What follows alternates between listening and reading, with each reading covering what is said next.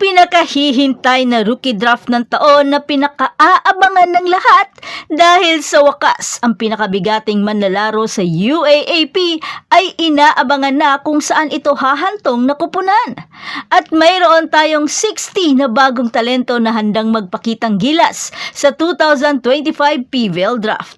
Matutuloy kaya si Belen sa PVL o kakagatin ang mga mag-o-offer sa international? Habang ang ibang mga star players sa UAAP, saan kaya sila mapupunta? Pero bago pa man ang lahat, kung hindi ka pa nakapag-subscribe, please like and subscribe at pakispike na rin sa bell button para lagi kang updated sa mga volleyball ganap. Ang 3 beses na UAAP Women's Volleyball Most Valuable Player na si Micaela Belen ang nangunguna sa 60 applicants para sa 2025 PVL Rookie Draft. Sa 60 applicants na umaasang ito ay makikilahok sa PVL Draft Combine na nakatakda sa May 30 to May 31 sa Paco Arena sa Maynila. Ang mismong opisyal na draft ay magaganap sa June 8 sa Novotel Manila, Araneta City. At ang napakaswerteng kupunan, ang unang pipili ay ang Capital One Solar Spikers sa 2025 PVL Rookie Draft. Ang Galleries Tower High Risers ang may hawak ng pangalawang overall pick, kasunod ang Farm Fresh sa pangatlo at Next Led naman ang sa pang-apat. Ang Zeus Coffee, Signal, Choco Mucho, Cherry Tigo, PLDT, Akari, Petrogas at Creamline ang susunod na pipili ayon sa pagkakasunod-sunod. Habang kasama naman ni Belen sa draft pool ang kanyang mga kasamahan sa National University na sina Erin Pangilinan at Sheena Turing. At ang iba pang mga standout ng UAAP ang nagpahayag din para sa draft. Kabilang sina May Anike at Ayesha Juegos ng Adamson, Alexis Minor at Lian de Guzman ng Ateneo, Aliyah Malaluan, Baby Jane Soreño, Juliana Tolentino at Jessa Ordiales ng Dilasal, Jean Asis, Chini Tagaod at Ann Monares naman para sa FEU, Pia Abo at Rene Piñafiel ng UST, Riza Nogales ng UE at Nika Celes naman ng UP. Dalawa naman sa Phil-America na setter ang sasali na sina Alohe Robbins Hardy at si Andaya ng Central Washington University ang nakasama rin sa deadline ng aplikasyon. Sa taas na 6'1" na si Robbins Hardy ang pinakamatangkad na prospect ngayong taon. Pero syempre, dahil last year pa ito nakapending at di lang natuloy dahil sa regulasyon ng PVL, kaya kailangan niya muna sumailalim sa draft at heto na nga siya ngayon, pero for sure automatiko na itong kukunin ng Farm Fresh. Ang NCAA Season 97 MVP na si Mike Agon ng College of St. Benilde ang nangunguna naman sa grupo mula sa Grand Old League at 5 Pilipino-Canadian na manlalaro ang bahagi rin ng draft class. Pero para sa inyo, if ever man na hindi matutuloy si Belen sa inaasam-asam nitong international, for sure kukunin na siya ng Capital One Solar Spiker dahil siya lang naman ang pinaka-inaasam-asam ng lahat ng kupunan na makuha. Galleries Tower High Risers, sino kaya ang kukunin nila? Pwedeng si Minor o Nogales. Farm Fresh, syempre automatic na yan. Zeus Coffee, ano sa tingin nyo? Type ko mapunta sana dito si Lamina kaso di pala siya nag-draft. So baka pwede si Andaya para may kapalitan si Mondoñedo. Sa Signal, mukhang mas kailangan nila ang tulong ni Aliyah Malaluan. What you think? Pwede rin si Di Guzman ng Ateneo. Choco Mucho. Baka pwede si Soreño o di kaya si Nogales since mukhang alanganin pa rin si Madayag at umalis naman si Micah Ortiz. Pero ikaw, ano sa tingin mo na pwede at akma sila na kupunan? At sa ngayon, ang kasalukuyang listahan ng mga aplikante ay pansamantala pa at maaaring magbago depende sa mga resulta ng mga qualifying stages. Pati na rin ang kompleto at pag-verify ng lahat ng kinakailangang dokumento. At yan ang lahat para sa ating update ngayon. Manatiling nakatutok para sa iba pang mga balita mula sa mundo ng Philippine Volleyball. Huwag kalimutan mag-like, mag-subscribe at i-spike ang notification bell para hindi ma-miss ang mga susunod na video. Hanggang sa muli, patuloy na mag-spike at mag-dig sa ating channel. Party-party ang mga bakla!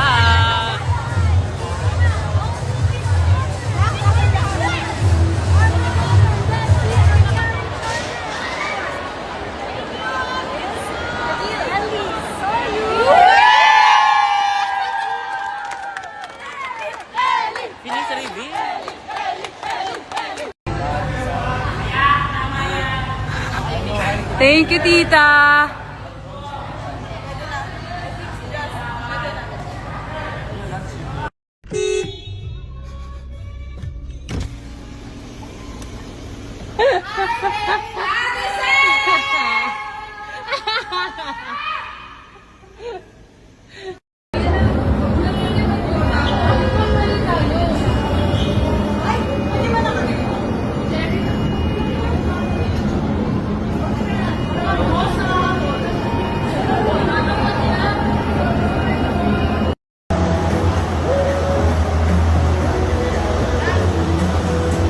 Guys, kasama na naman natin ang pinakamaganda.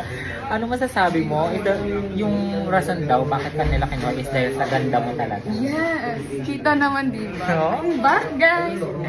Oh, sorry. Buhay na naman ng mga Abilmanians. Message mo sa kanila, te. Thank you po. Mahal na mahal ko kayo lahat.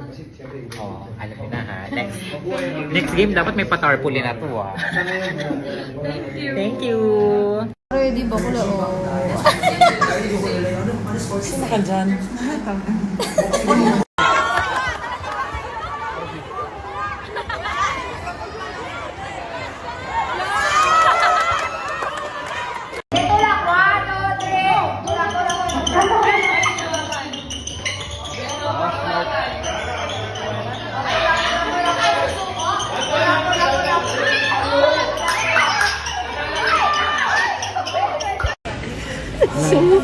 So snob. Wala, malungkot lang siya sa Oh my isaw niya. God. Nagtatanong kung nasan na kami pero hindi naman nag-reflect. Kumakain ng isaw. It's a sad isaw day. Siya mo. Hindi talaga siya lilingon. Hindi talaga.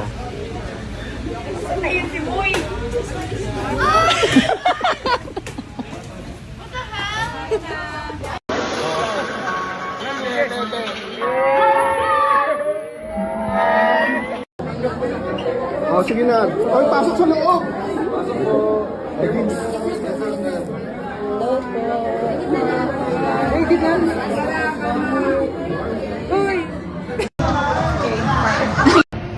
Kasama po natin si Jen. May tanong ako sa'yo.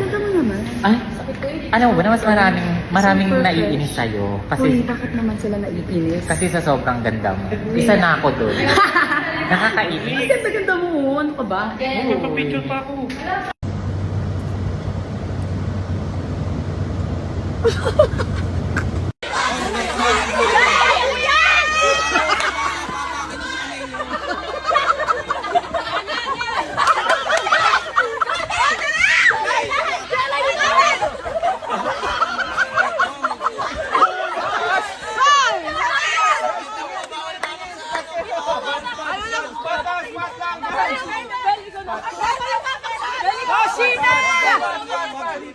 Bawal lumapak sa board, Gina! Bawal lumapak! Patang! Spot ba? Kamay! Kamay! Kamay! Kamay! Kamay! Kabila! Kamay! Kabila! Bawal na, bawal na. Ay! Ayan! Dibel! Walang cutting classes, ano? Matakas! Matakas! Kamay! Kamay! Kamay! Kamay! Kamay! Dito ka! Dito ka! Dito ka! Go! Go! Go! Baji! Baji! Baji! Ay, kumukuha lang siya.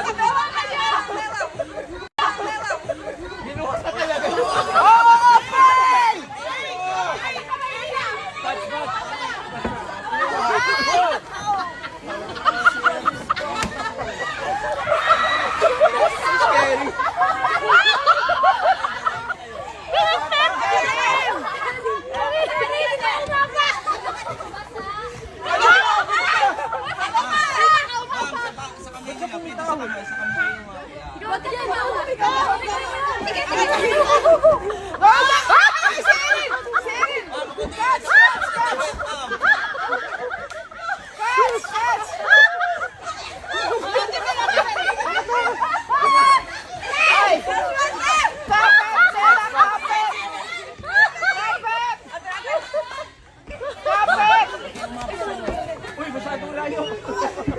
Sige, mawakan mo.